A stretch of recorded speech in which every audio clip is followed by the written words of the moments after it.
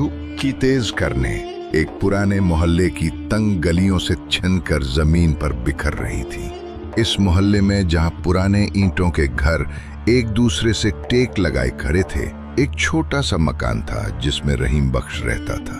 रहीम एक गरीब नौकर जो एक बड़े जागीरदार चौधरी जुल्फकार के घर में काम करता था। इसकी जिंदगी सादा थी।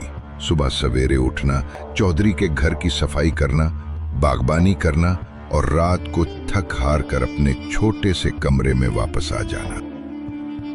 रहीम की उम्र कोई 25 वर्ष थी, लेकिन उसके चेहरे पर गुर्बत और मेहनत की लकीरें जवानी से पहले ही गहरी हो गई थीं।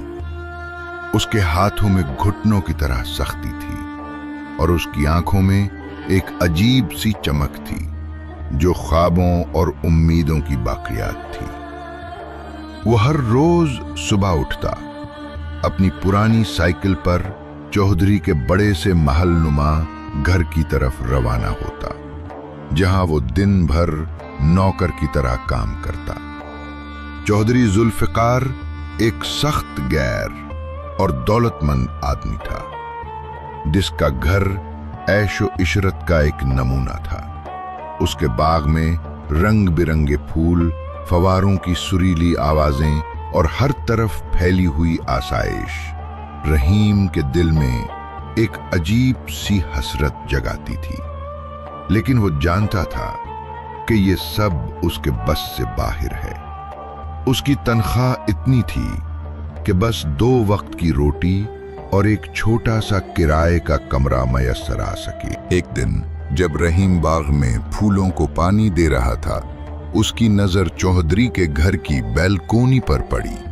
वहां एक लड़की खड़ी थी जिसके लंबे स्याह बाल हवा में लहरा रहे थे। उसका चेहरा सूरज की रोशनी में चमक रहा था और उसकी आंखों में एक अजीब सी मासूमियत थी। वो चौधरी की बेटी ज़ारा थी, जो हाल ही में अपनी तालीम मुकम्मल करके वापस आई थी। ज़ारा की खूबसूरती ऐसी थी कि मोहल्ले के हर शख्स की ज़बान पर इसका जिक्र था, लेकिन इसकी तबीयत में एक सादगी थी जो उसे अपने बाप की दौलत और जाहो जलाल से अलग करती थी। रहीम ने एक लम्हे के लिए उसे देखा और फिर फौरन नजरें झुका ली। इसे मालूम था कि वो एक गरीब नौकर है और ज़ारा एक ऐसी लड़की जिसका रिश्ता बड़े बड़े खानदानों से जोड़ा जा रहा था।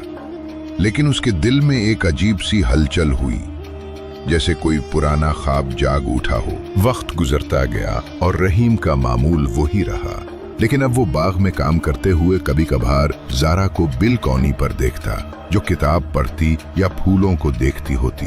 एक दिन जब रहीम एक फूलों का गमला बिलकौनी पर रखने गया, ज़ारा ने उससे बात की। ये फूल तुमने उगाए? उसने मुस्कुराते हुए पूछा। रहीम घबरा गया, उसे ऐसी बात की तवक्को न थी। जी बीबी जी, मैंने ही उगाए हैं, उसने झिझकते हुए जवाब दिया। बहुत खूबसूरत हैं, तुम्हारे हाथों में जादू है, ज़ारा ने फूलों को छूते हुए कहा। रहीम के चेहरे पर एक हल्की सी मुस्कुराहट आई, लेकिन उसने कुछ ना कहा। उसे डर था कि कहीं उसकी बात चौधरी तक ना पहुंच जाए।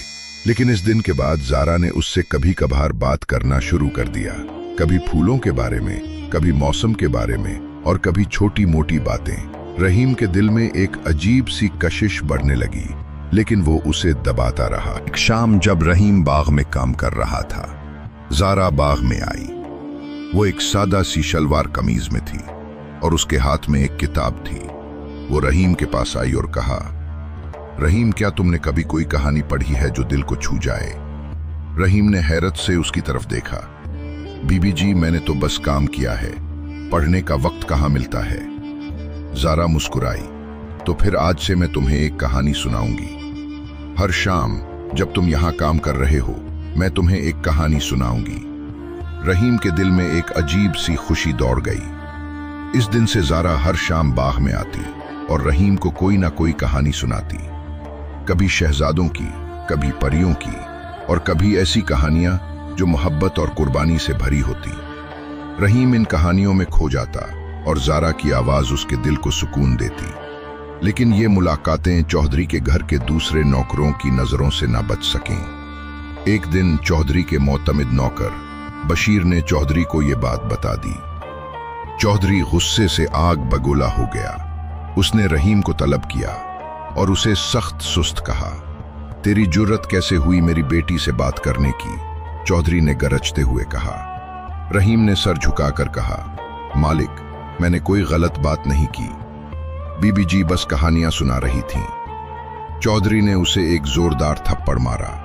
आइंदा अगर तूने मेरी बेटी की तरफ देखा भी तो तेरी खैर नहीं। रहीम खामोशी से वापस आ गया, लेकिन उसके दिल में एक तूफान उठ रहा था। उसे ज़ारा से मोहब्बत हो गई थी, लेकिन वो जानता था कि ये मोहब्बत इसे तबाह कर सकती है। ज़ारा को जब इस बात का पता चला, वो अपने बाप से लड़ पड़ी। अब्बा, रहीम ने कुछ गलत नहीं किया, वो एक अच्छा इंसान है, उसने कहा। लेकिन चौधरी ने उसे घर में बंद कर दिया और उसका रिश्ता एक बड़े खानदान के लड़के से तय कर दिया।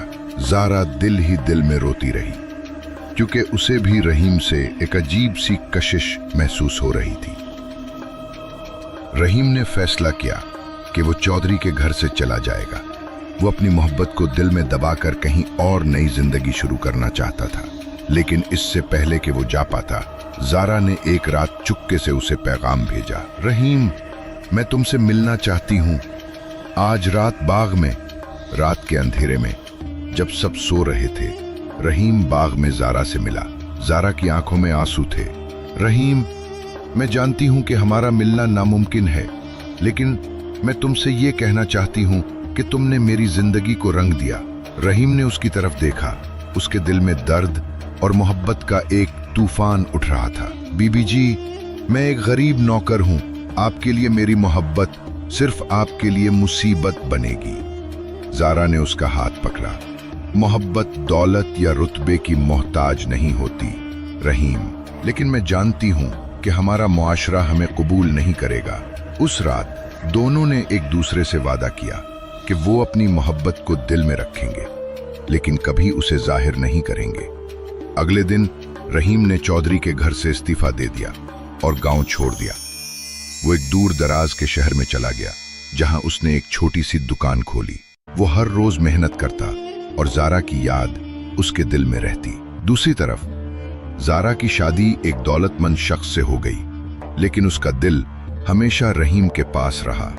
वो अपनी जिंदगी में खुश नहीं थी, लेकिन उसने कभी रहीम से राब्ता नहीं किया, क्योंकि वो जानती थी कि उससे रहीम की जिंदगी खतरे में पड़ सकती है। कई साल बाद एक दिन रहीम अपनी दुकान पर बैठा था, जब उसने एक औरत को अपनी दुकान की तरफ आते देखा। वो ज़ारा थी। उसकी आंखों में वही मासूमियत थी, लेकिन अब उसके चेहरे पर वक्त की लकीरें थीं। रहीम, तुम कैसे हो? ज़ारा ने आहिस्ता से पूछा। रहीम मुस्कुराया।